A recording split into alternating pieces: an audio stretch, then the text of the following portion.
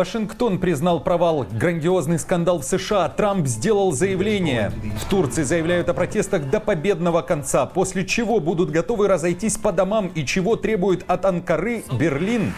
Прорыв или провал дипломатии. РФ выдвинула десяток требований к США и Украине. Лавров требует приказа Вашингтона, а Путин снятия санкций. Зеленский обещает нанести ответный удар. Что происходит? Покажем документы, опубликованные сторонами. Досмотрите. Всем привет, это «Время Прядко», коротко, четко и по делу о том, о чем говорят в мире. Если вам есть что сказать, делитесь своими мыслями и отвечайте на мои вопросы в комментариях. За лайк и подписку буду особенно благодарен. Время начать. Белый дом признал провал, однако пытается сделать вид, что ничего особо не произошло. Лично Трамп, который еще сутки назад говорил, что утечки данных не было, уже изменил свою точку зрения и признает проблему. Известного журналиста, главреда издания The Atlantic Джеффри Голдберга случайно добавили в секретный чат Трампа о военной операции на Ближнем Востоке.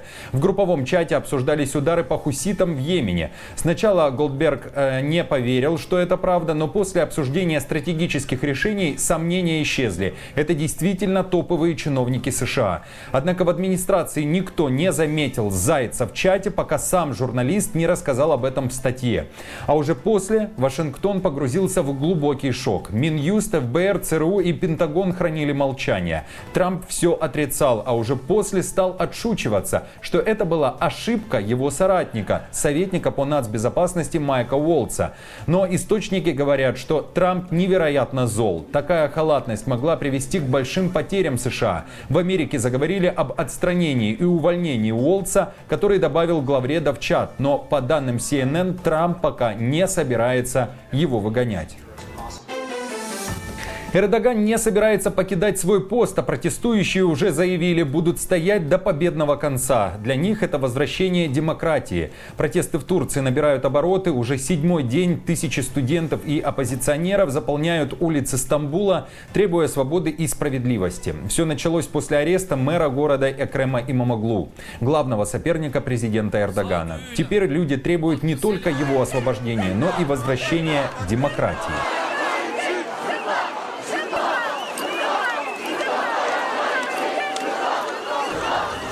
Эрдоган называет протесты шоу и уверяет, что они скоро сойдут на нет. Сами же протестующие считают, что реальность немного иная, а потому каждый день выходят на площади ради изменения ситуации. Прежде всего, очевидно, что эти действия должны дать какой-то результат, независимо от того, будет ли Экрем Имамоглу освобожден из тюрьмы или нет. Ситуация вышла из-под контроля, потому что я вижу здесь людей, полных гнева. Эти люди здесь. Мы все студенты. Я учусь в техническом университете, мы бесстрашны, потому что мы понимаем, что у нас больше нет будущего. Мы действуем так, как будто завтра не наступит. Напомню, что силы Эрдогана тоже не ослабевают. Полиция жестко разгоняет демонстрантов, применяя дубинки и перцовый газ. Уже арестовано более 1400 человек. Европа и правозащитники бьют тревогу, обвиняя Анкару в политическом преследовании. В частности, на сторону Имамоглу стал Берлин. Там сделали заявление. Обязательства Турции по вступлению в ЕС звучат все более голословно в свете действий, предпринятых против мэра Стамбула и других. Политическим конкурентам не место в тюрьме или в суде. Страна, которая видит свое будущее в Европе, должна поддерживать верховенство закона. Как считаете, во что могут превратиться данные протесты? Или же сойдут на нет, как считает Эрдоган? Напишите свои варианты в комментариях под этим видео. Итак, следующая, безусловно, важная тема, о которой сейчас говорят во всем мире, это мир в Украине. Западная пресса пишет как о дипломатическом прорыве, так и о процедурном болоте. Такими называют состоявшиеся переговоры в Саудовской Аравии. Белый дом же уверяет, представители России достойны рукопожатия. Обо всем договорились. Вашингтон уверяет, что договорился с Москвой о режиме тишины в Черном море, в частности, обеспечить безопасное судоходство, исключить применение силы и предотвратить использование коммерческих судов в военных целях в Черном море. Соединенные Штаты помогут России выйти на мировой рынок для экспорта сельскохозяйственной продукции и удобрений, снизить расходы на морское страхование и расширить доступ к портам и платежным системам для таких транзакций. Кроме того, говорится, что Америка и Россия договорились разработать меры по реализации соглашения президента Трампа и президента Путина о запрете ударов по энергетическим объектам России и Украины. Соединенные Штаты подтвердили настоятельную необходимость президента Дональда Трампа прекратить убийства с обеих сторон российско-украинского конфликта как необходимый шаг к достижению прочного мирного урегулирования. А вот на сайте Кремля уже появляется уточнение. Договор между Россией и США станет действительным, если будут выполнены условия, которые поставил Путин. И режим прекращения огня в море начнет действовать только после того, как будут сняты санкции и ограничения. Перечень из 5 пунктов. Россия и США также приветствуют помощь третьих стран, нацеленные на поддержку реализации договоренностей в энергетической и морской сферах. Кроме того, речь шла и о прекращении ударов по объектам энергетики.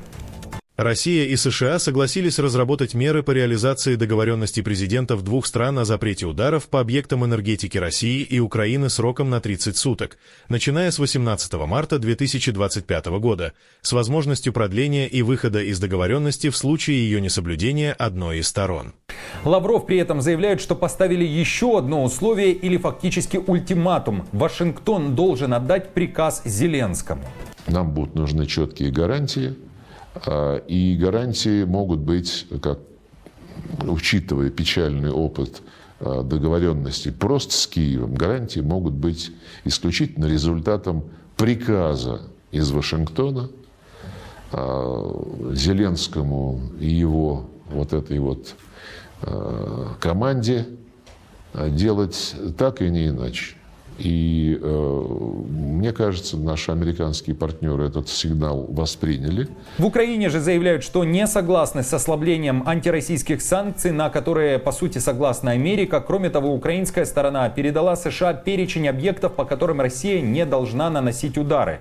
Кроме того, украинская сторона заявляет, что предложение о прекращении огня в Черном море касается только гражданского судоходства и предусматривает запрет на поражение портов.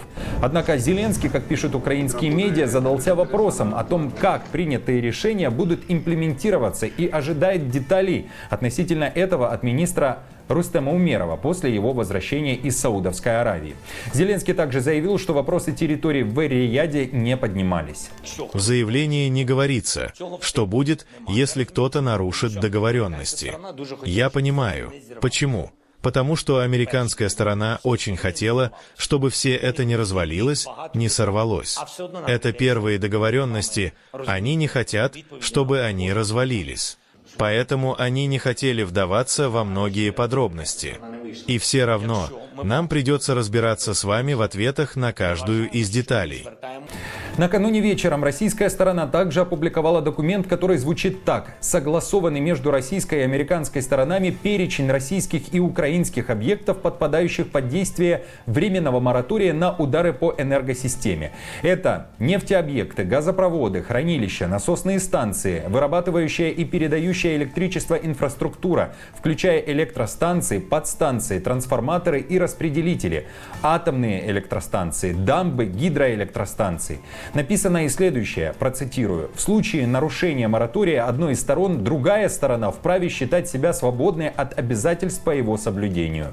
Уже после всего сделал заявление и Трамп, был немногословен. Итак, мы добились значительного прогресса по двум направлениям, по обоим разделам, как мы их называем. Мы называем их разделами, но это гораздо больше. Россия, Украина, а также Ближний Восток. Посмотрим, что произойдет. У нас идут серьезные переговоры с Россией и Украиной. Я бы сказал, что они идут хорошо, но это такая ситуация, о которой нам вообще не следовало бы даже задумываться. Этого не должно было случиться. А что касается Ближнего Востока, там все продолжается уже многие годы. Это просто не заканчивается. Мы добиваемся значительного прогресса, так что это все, что я могу сообщить. Но сейчас идут очень-очень важные переговоры, и ведутся детальные обсуждения по обоим направлениям. Зеленский тем временем заявил, что Россия уже начала запускать ложные сообщения и врет в глаза американцам и всему миру. Он уточняет, что согласно российской версии, датой начала режима тишины и запрета на удары по энергетике является 18 марта, что не соответствует действительности, так как режим тишины начался только накануне вечером, после того, как были опубликованы соответствующие заявления сторон. Зеленский также предупредил об ответном ударе, если РФ обстреляет объекты первой. Кроме того, в Киеве напомнили, что еще с 11 марта на столе предложение Америки о полном и безусловном прекращении огня. Везде, а не только в энергетике и в Черном море. Но Россия на это не согласилась. Это была цитата. Итак, вот такие вот документы, соглашения, договоренности. Кого поддерживаете, что думаете о заявлениях трех сторон? Каков ваш взгляд на эту ситуацию? Хочу, кстати, напомнить, что сейчас вычислить, откуда летели ракеты и дроны, очень и очень легко. Все видно на мониторах и достаточно ясно. Уверен, что американцы, которые постоянно держат свои разведывательные беспилотники над акваторией Черного моря, видят все. И доказать причастность одной или второй стороны к обстрелам будет очень просто. И напоследок, не политическая новость.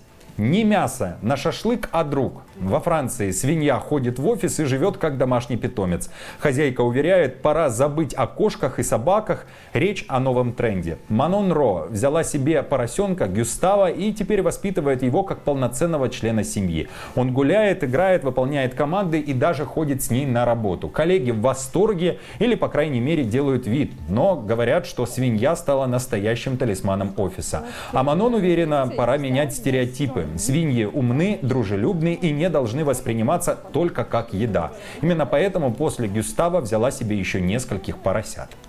Это очень умные, очень любопытные животные. Поэтому они легко учатся открывать ящики, опускать мусорные баки, чтобы получить доступ к содержимому внутри, могут свалить посуду на пол, если она находится в пределах досягаемости. На самом деле, когда вы берете свинью и хотите жить с ней в своем доме, вам приходится переобустраивать дом, как будто у вас есть ребенок, который учится передвигаться и начинает все трогать. Как вам такой домашний любимчик? Готовы ли вы пустить такое животное в дом и разделить с ним жилплощадь, как француженка? Напишите в комментариях. Новости за неделю собраны в плейлист. Переходите и смотрите. Если хотите, чтобы это видео увидело больше людей, поставьте лайк. А если у вас есть возможность поддержать канал, в описании есть информация о том, как это сделать. До встречи!